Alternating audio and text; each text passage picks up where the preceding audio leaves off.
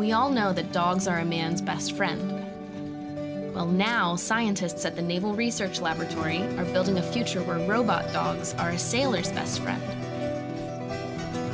Ali Schroer explains the goal of this shipboard pooch and how it can help the Navy.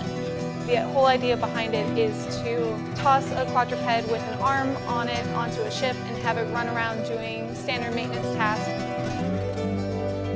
So right now, starting off with something small, such as inspection or disinfection, and then eventually working up to something a little bit more complex, like fire suppression or damage control or just standard maintenance tasks that a crew member would normally do.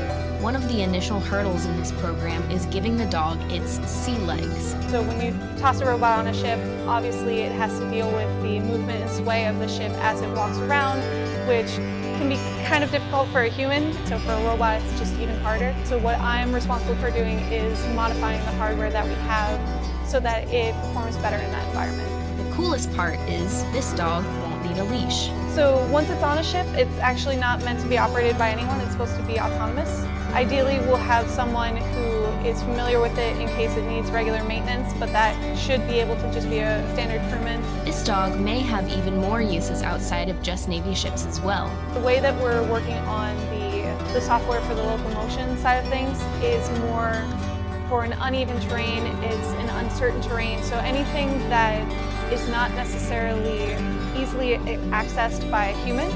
Even though this program is in its early days, Ali can see a future where sailors will always have a four-legged friend while at sea.